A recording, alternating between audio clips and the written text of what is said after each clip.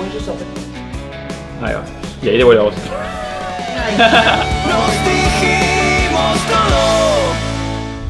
Bienvenidos a Empezar a Ser Claro con Antonio Ripoll. Anto, ¿cuándo me vas a llevar a conocer algún animalito por ahí, por el interior?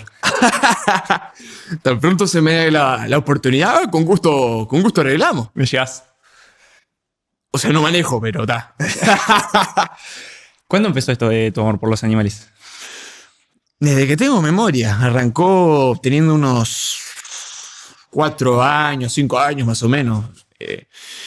Como una especie de vía de escape, pero terminaría transformándose en algo muchísimo más grande que eso al final. Pero vos sos de Montevideo.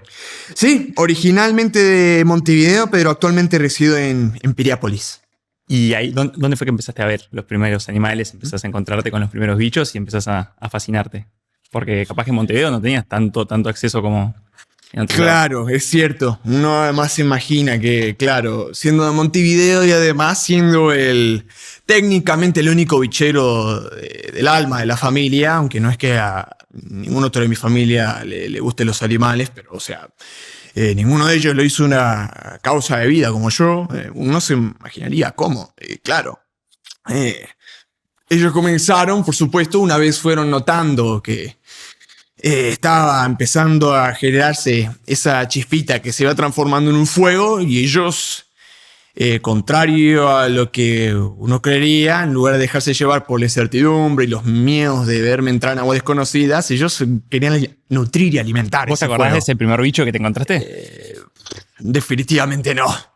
Pero me acuerdo de la primera documental que me voló la cabeza fuerte. Fue una documental de una productora francesa, creo que se llama Bon Pioche o algo así, o Pioche se escribe en español. ¿Y qué te pasó? Se llama Le Marche de l'Empereur o La Marcha del Emperador, la que después Nat Geo compró y transformó la versión americana que se llama La Marcha de los Pingüinos. Te voló la cabeza esa serie. Totalmente, porque el pingüino pues pensaba que fue el primer bicho que me enganchó el interés, pero hasta ese entonces... El pingüino. Sí, hasta ese entonces pensaba, lo único que había visto eran fotitos, algún que otro librito, cosas de esas. Y aparte de eso, las fotografías en la vieja computadora de mi padre, que era aquel enorme yunque de plástico con el cristal que parecía más hierro que cristal. Y aparte, excluyendo eso, el que hubo en Villa Dolores en los viejos tiempos, que era un ejemplar que estaba todo el tiempo escondido en una esquina, siempre bajo el puente, eso contaba. Vi esa documental, nunca me imaginé que un bicho pudiese ser tan asombroso. Y ese fue el primero. El primero. ¿Cómo fue crecer con Asperger? No fue un camino de rosas, definitivamente, pero tampoco fue tan corrosivo como lo pudo haber sido. Las influencias familiares jugaron un papel muy clave en eso. Me tocó una familia de la cual voy a estar agradecido hasta el final de tener los padres y los hermanos que me tocaron. Porque ellos se dieron cuenta que tenían que consultar con profesionales, como lo fueron eventualmente la doctora Graciela Roca, quien le mando un fuertísimo abrazo, y fue muy importante para vos. Otro al cielo, a Laura Sánchez, que en paz descanse, que fueron ellas dos, y Nuri Volpe también, otro para ella. ¿Quiénes fueron ellas? Fueron pediatras, oftalmólogas y psicólogas, básicamente. Una fue una pediatra, una es una audióloga, perdón, okay. Creo, y una psicóloga, que fueron las encargadas de estudiarme, por así decirlo, y al mismo tiempo de transmitirle a mis padres exactamente qué era exactamente aquello que tenía, que no entendían del todo, pero que querían entender más que nada en el mundo. Tus padres no se daban cuenta del todo, pero veían que había algo distinto. ¿Vos cuándo te das cuenta que tenías algo distinto? Nunca me di cuenta hasta que Laura me lo reveló. Y al principio fue un poquito un shock, porque contrario a lo que uno se imaginaría, porque claro, está muy estereotipizado, muy tipo etiqueta, tipo uno piensa ya en cosas como lo es la neurodivergencia, el autismo, empieza ya a pensar en cosas como palabras como trastorno, enfermedad, y yo nunca me sentí enfermo, ni raro, ni nada de ese estilo. O sea, Yo solo me siento como soy. Hasta que te comentaron, para vos no había nada. Exactamente. Sí que al principio era como un show. Estaba pensando, ¿esto qué significa? Que tenían razón un poco los que me hacían bullying en la escuela, que algo raro de verdad tenía.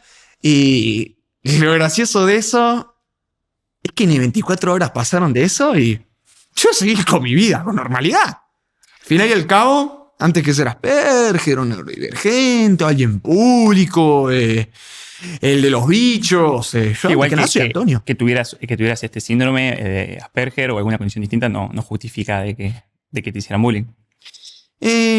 No, y en cierto sentido también la incomprensión que me infectaron también, porque así como ellos no me entendían por ser quien era, yo tampoco entendía por qué me trataban así. Pues por eso digo que sentía que pensaba que estaba mal ser uno mismo, ser yo. Pero eso con el tiempo quedó más que claro que era todo lo contrario. Y hoy con más tiempo, ¿cómo describirías el síndrome de Asperger? Y que además depende mucho. Nunca vas a tener un neurodivergente que sea 100% idéntico al otro. En mi caso, no se puede usar como... ¿cómo le explico? No puede servir como un modelo a seguir para todos. Cada uno es único y la única manera de encontrar la manera correcta es creciendo con ellos, es creciendo con ellos, aprendiendo de ellos, así como ellos aprenden de vos, así como los padres, los hermanos, los docentes y los compañeros de clase también, en cierto sentido, tienen que aprender a enseñarle cosas como practicar empatía, tener perspectiva, aprender cómo son las bases de la socialización, de las bromas, que hoy en día casi todas las entiendo bien, pero de pequeño me las creía todas, no entendía las bromas y ahora hasta tomo un poco el pelo con eso porque...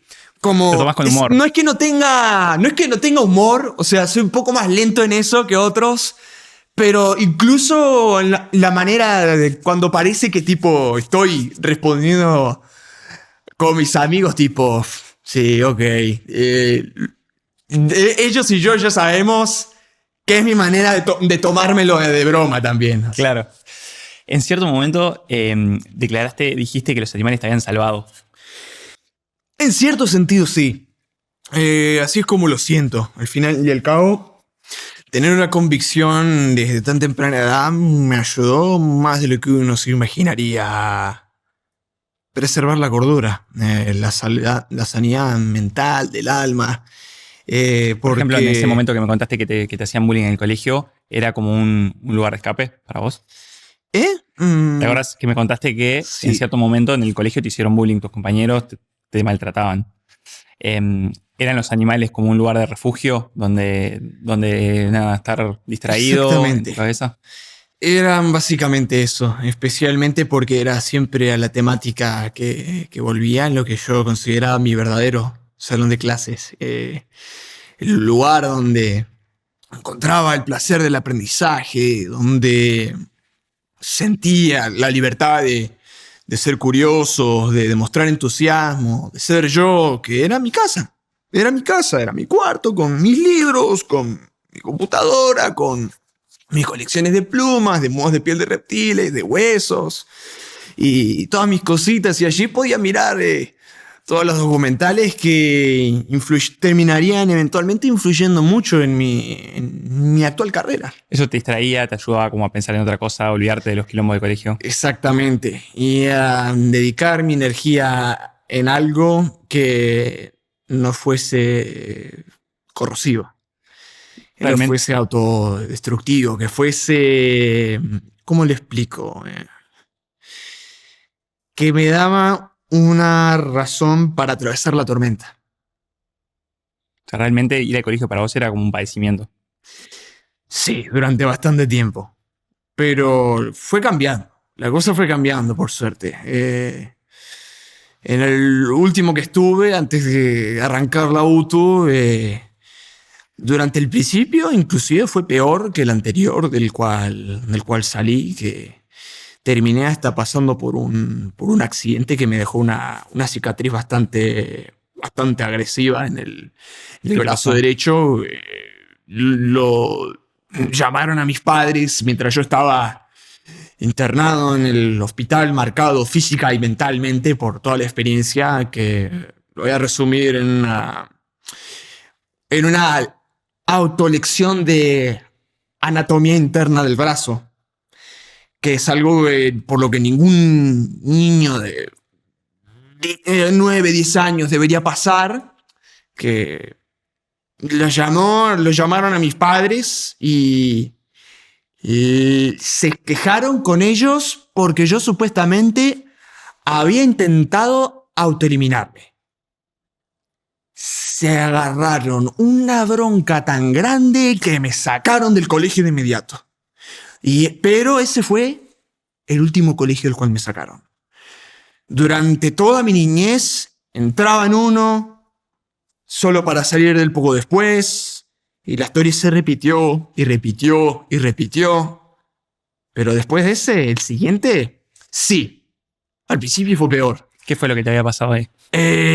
¿Cómo? Con esa lesión que tuviste.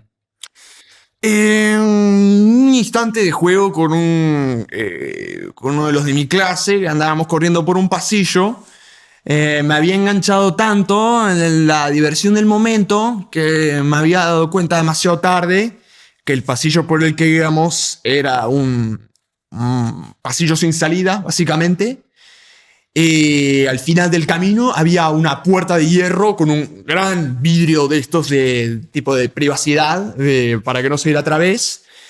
Me di cuenta tan tarde y iba corriendo tan rápido que lo único que pude hacer fue cubrir mi cara con una X, con este brazo delante, y como resultado... Anto, a ver, eso fue en lo que el colegio pasó. no la pasabas del todo bien, encontraste en los animales, en los libros, en los documentales, un refugio. Pero ¿en qué momento pasa eso lindo que te fascinaba, que te copaba, eso que encontrás para salir un poco de ese momento feo?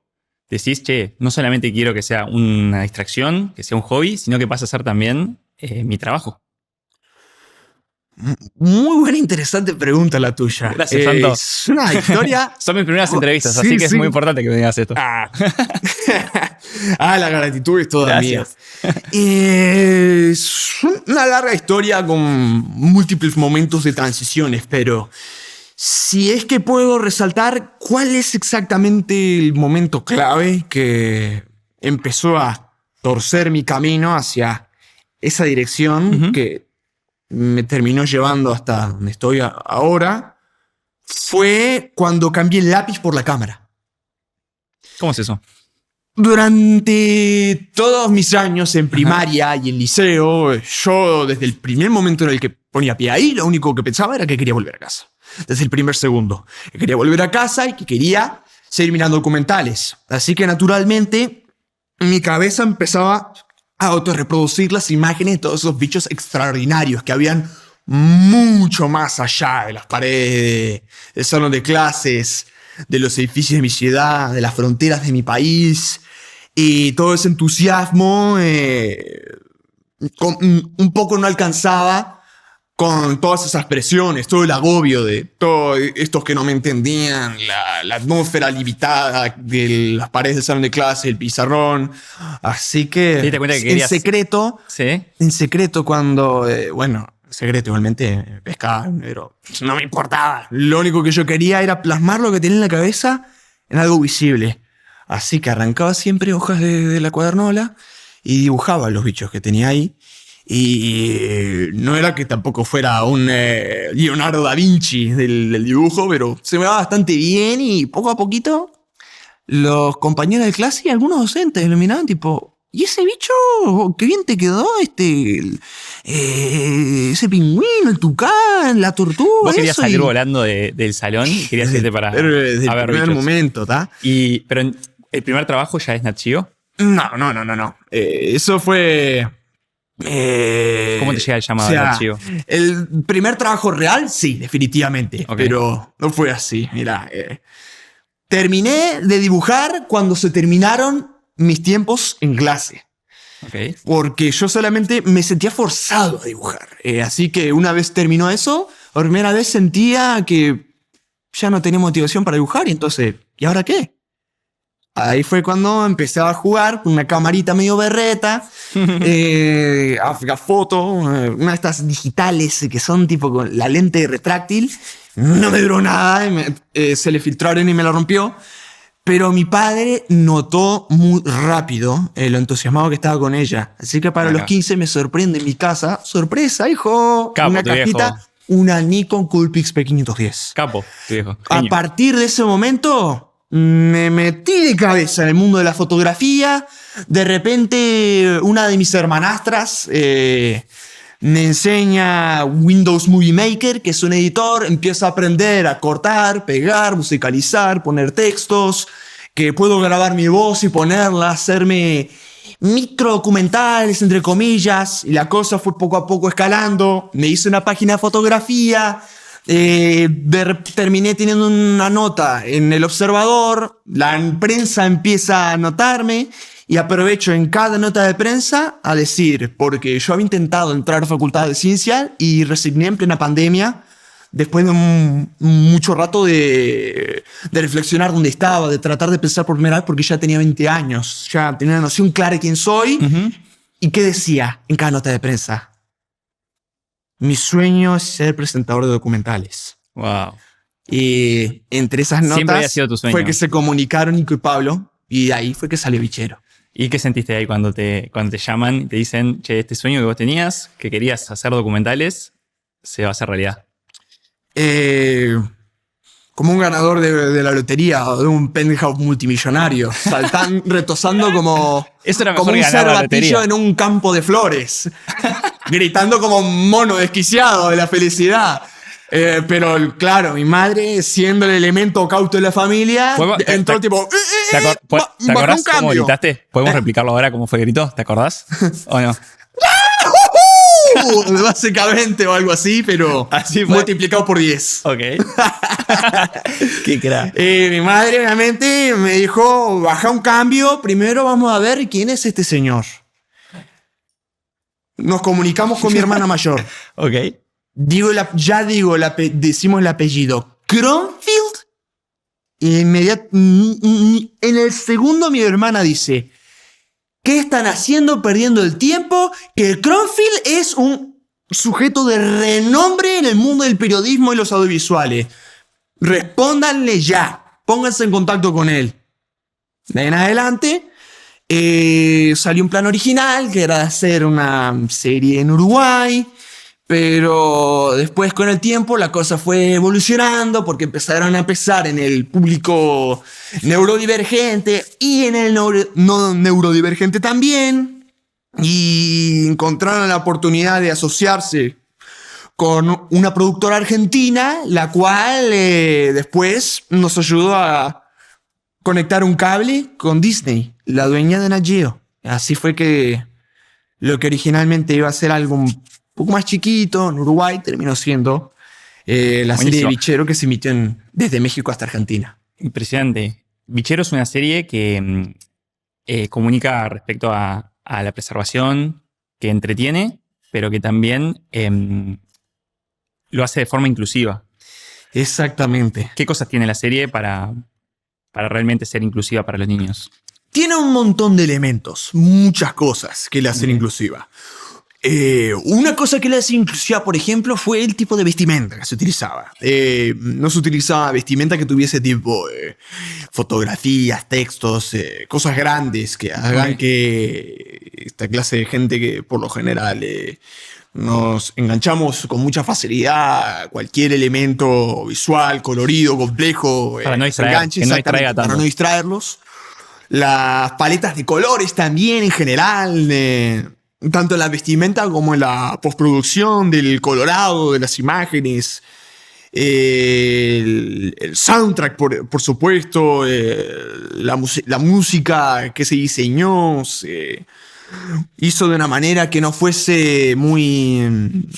no tuviese momentos muy, ¿cómo lo explico? Muy de picos muy intensos, claro, de sonido, ciertas frecuencias de sonido, los puedan tipo abrumar un poco. Los sonidos muy fuertes como que... Y claro, también como muchas veces, más. Sí, y como además muchas veces la ansiedad ante la incertidumbre claro, los puede también generar bastante como una especie de sobrecarga sensorial, como los abruma, como dije previamente también, fue que salió una de las cosas más fáciles de notar de Bichero, que son los pictogramas o los emojis, como les decimos nosotros, que siempre aparecen en una esquina inferior, por lo general esquina inferior derecha del frame, del cuadro, con dibujos que representan ciertas cosas, como por ejemplo una especie de mini avatar que me representa a mí, que les quedó bastante cute, la verdad, muy tierno. Todo eso lo hace muy inclusivo. Exactamente. Emojis de los bichos, de una acción que se va a tomar, de un vehículo. Siempre hablando de los bichos. A segundos de que aparezca, ¿no? Sí, hablando de los bichos. Vos grabaste con ellos en su hábitat. Exactamente. O sea, los tenías ahí a los bichos. Así es. ¿No te daba miedo por momentos? No. Dudaste, me parece que en algún momento... Mira, hubo un momento en el cual definitivamente pensé que por el imprevisto que habíamos pasado, quizá hasta se arruinaba el rodaje. ¿Pero qué imprevisto? Fue en la provincia de Córdoba, rodando el episodio del Cóndor Andino, que estábamos haciendo trekking hacia la zona donde íbamos a buscar a los cóndores de los Andes. Qué lindo. Que siendo, por supuesto, la precordillera, es un terreno muy accidentado, muy pedregoso, pero no tiene árboles. No hay árboles. Lo único que hay de vegetación es matorral árido. Así que debimos haber tenido en cuenta que las avispas hacen sus panales en el piso. Y como los colores de los panales de avispas no son muy distintos de la roca, debíamos haber tenido un poco más de cuidado extra. Porque el de adelante de la fila se llevó puesto uno. Lo pisó. Y adivina quiénes estábamos entre los tres. Estábamos Pablo Banchero... Estábamos, creo que, Nando, el cámara, y estaba yo. ¿Y quién lo pisó? Así que, creo que fue... Ay, no me acuerdo a estas alturas, pero sé que uno de ellos se llevó 5 aguijonazos. Uy. Uno se llevó 2. ¿Y vos? Y yo me llevé 2. Pero el tema es... Que duele impresionante, ¿no? A ver, parecería que una de las avispas que me la asestó... Debería haber tenido entrenamiento a lo Navy SEAL sobre cómo dejar inhibido a un fotógrafo de naturaleza, porque un aguijón fue derecho a una costilla izquierda. ¿Y dónde fue el segundo? A la articulación del pulgar derecho. Mira, esta no la sentí, pero cuando me dio el aguijonazo acá... ¿Te partió al medio? ¿Dolió mucho? Sí, dolió demasiado. Tanto... que como dice el dicho, y me avergüenza decirlo, pero terminé escupiendo sapos y culebras. No, además fue muy sorpresivo. Fue un instante de shock, de dolor muy, muy fibroso y extremo. Y además pensarlo, en cuestión de segundos se me empezaba a hinchar el dedo, inflamar y no lo podía mover. Y se necesitan los pulgares para manejar una cámara. ¿Te mueves con más miedo por el hábitat con los animales? ¿Te mueves con más miedo después de que te pasó eso? Desde ese momento, definitivamente son los panales de avispas, las minas biológicas con que más precaución mía reciben. A ver, cuando ahora hablábamos de inclusión, de que Bichero es una serie que cuida justamente de esto, ¿qué mensaje te gusta dar a vos respecto a la inclusión y particularmente al espectro autista? ¿Qué mensaje te gustaría que le llegue a la gente? Si hay un mensaje que puedo dar, uno definitivamente es que se naturalice y que no se fuerce, definitivamente. Y tener en cuenta que como es algo de lo cual se sigue aprendiendo hasta nuestros días, y es como dije, nunca vas a tener un caso 100% idéntico al otro. Cada uno es igual de único como lo somos todos. Todos los humanos del mundo somos.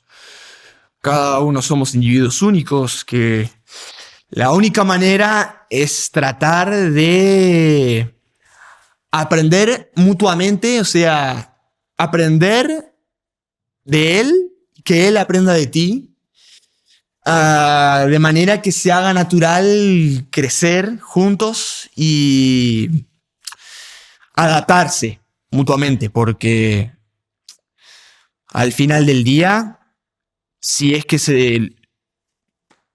no se los comprende a ellos, no debería sorprender a nadie que ellos después te terminan incomprendiendo a ti también. Y a un chico que tiene también, hoy vos sos el primer uruguayo que tiene una serie en Nat Geo, y sos un referente seguramente para un montón de gente. Hoy un chico, por ejemplo, con síndrome de Asperger, que quiere tener el éxito que tenés vos, ¿en ese rubro o en otro? ¿Qué le recomendarías? ¿Qué le aconsejarías o qué le dirías?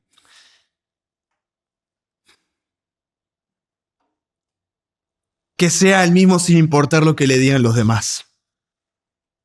Eso es todo. ¿Y qué le dirías, en este caso, a alguien que hace bullying?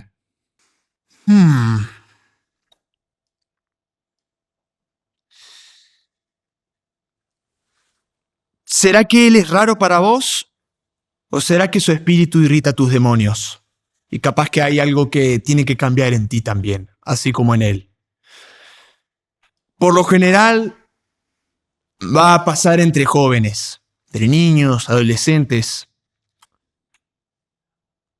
Puede que él precise ayuda, pero el hecho de que lo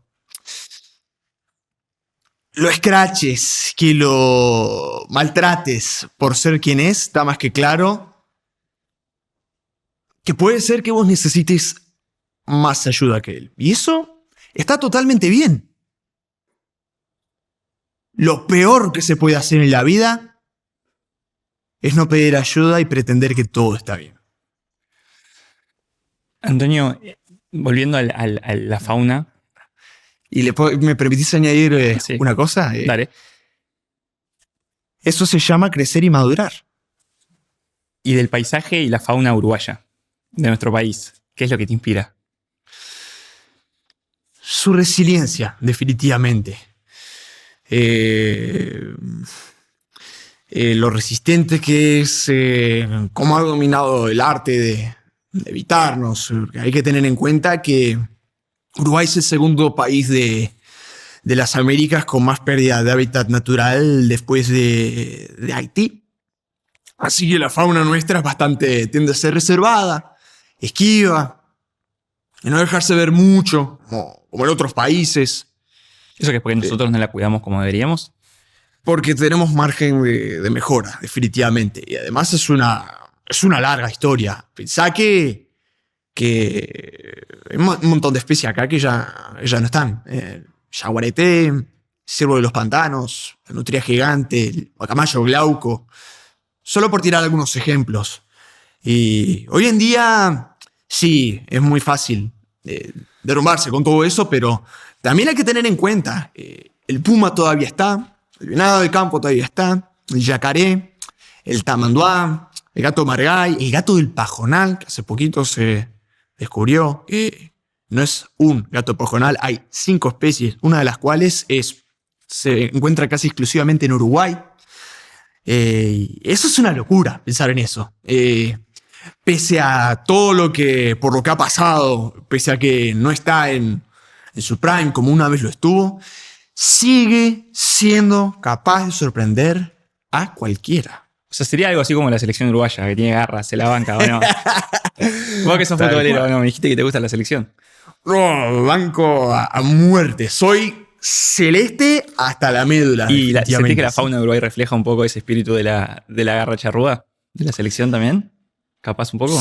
Sí, la verdad sí. Es parte de lo que somos también. Es parte de Uruguay. Y hay que tener eso en cuenta siempre. ¿Quién es tu jugador favorito de la selección? Valen retirados. El que quieras.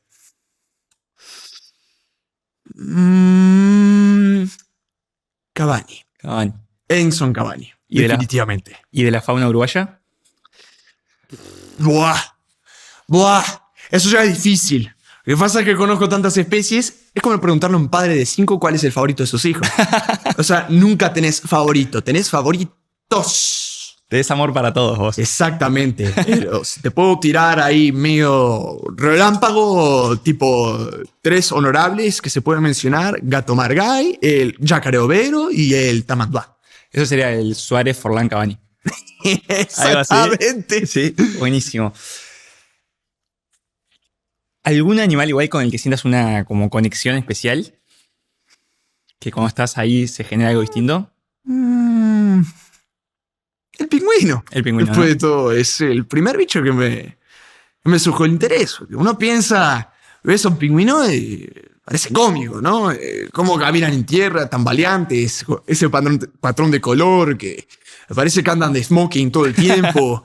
Son divertidos. Y además que uno los tiende a relacionar con el frío, ¿no? Y luego es que empezás a estudiar, te das cuenta que no es smoking, es un contrasombreado, de manera que cuando están en el agua, de arriba para abajo se mezclan con la oscuridad, wow. De abajo para arriba, con la luz solar que atraviesa la superficie. Todo tiene su función. No viven en el solo en el hielo, pueden vivir en el desierto, pueden vivir en bosques, en playas patagónicas, en islas, en balnearios costeros, como lo es el de Boulders Beach en Sudáfrica, donde literal vas a veranear entre pingüinos. Son completos. Son completitos. Exactamente. Te das cuenta que si es porque es un show de comedia en tierra, si bien muchos son más ágiles en tierra de lo que uno se imaginaría, es porque en el agua dejan en ridículo a todas las demás aves acuáticas. Es que entendés ¿Te puedo hacer una pregunta? que de raro no tiene nada. Ahí es cuando todo tiene sentido. Cuando lo entendés. ¿Y en qué nos dejan en ridículo a nosotros? ¿Qué tenemos que aprender nosotros de ellos? Los seres humanos. La tenacidad, capaz. Las cosas que los pingüinos pueden llegar a soportar, provienen de esos pichones. El pingüino emperador macho, hasta 2 meses sin comer. Y pensar que son animales de sangre caliente, no son como los reptiles, los anfibios, que obtienen todo su calor del sol y cuando está frío su metabolismo baja, el corazón late más lento y el organismo como resultado respira también más despacio y demanda menos alimento. Son aves, así que necesitan generar calor del alimento, necesitan comer para mantener su motor funcionando. Y el pingüino emperador macho, 2 meses sin comer nada salvo nieve, bancándose tormentas de hasta 50 grados bajo cero y vientos de más de 100 kilómetros por hora.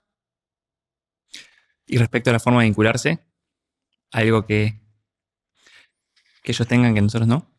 Bueno, en ese caso el emperador no, porque tiene una pareja cada año. En Pero- general, igual, hablo en general de los animales, ¿eh? No lo lleves tanto a un bueno, animal concreto, sí, claro. sino más en general. Y además está muy bueno porque es algo lo que se hace bastante hincapié en Bichero, pero de una manera que no los antropomorfiza, porque eso es un error que es también en una espada de doble filo, en doble sentido, porque no los podemos igualar por completo a nosotros, pero tampoco separarnos por completo. Así que comportamientos que la mayoría de las veces son instintivos, exceptuando casos como aquellos que destacan por la rareza de su inteligencia, simios, delfines, pulpos, loros, cuervos, todos esos. Cosas como la resiliencia, la paciencia, la fortaleza de los vínculos sociables. La lista puede seguir y seguir, pero es en esos comportamientos de orígenes instintivos que encontrás cosas de donde definitivamente salieron lo que hoy en día son parte de nosotros, elementos humanos. Anto, y ya estás en Archivo, una serie, primer uruguayo, la estás rompiendo, cumpliendo sueños, como dijiste vos, porque es algo que querías desde chico. ¿Cuál es así el sueño máximo que te queda por cumplir? El sueño máximo es una super serie global para una audiencia internacional y rodada internacionalmente en los 5 continentes, distintos idiomas, con la BBC Earth, que son los productores de documentales número 1 del mundo, de todas las grandes documentales, Planeta Tierra, Planeta Azul, Siete Mundos, un planeta, Nuestro Planeta, La Cacería, entre muchas otras que destacan por su cinematografía, la musicalización, la calidad de las tomas y además la rareza de las escenas que se filman, porque fíjate, por ejemplo, te voy a tirar un único ejemplo. Para filmar 15 minutitos de escenas de tigres siberianos en la taiga rusa, 2 años de rodaje en medio del bosque. Impresionante. Pero hasta el punto, literal, se quedan a vivir en el bosque, en una casita rodante, dejada con todo, la comida, todo. Eso a nivel laboral, profesional. A nivel personal, ¿te gustaría, por ejemplo, formar una familia? A estas alturas es demasiado temprano para hacer afirmaciones de ese tipo, pero eso solo el tiempo lo dirá. ¿Y qué te queda por empezar? ¿Qué me decís si yo te digo qué te queda por empezar? Lo que me queda definitivamente es que seguir profesionalizándome, porque sí, mi objetivo principal es filmar documentales, sí.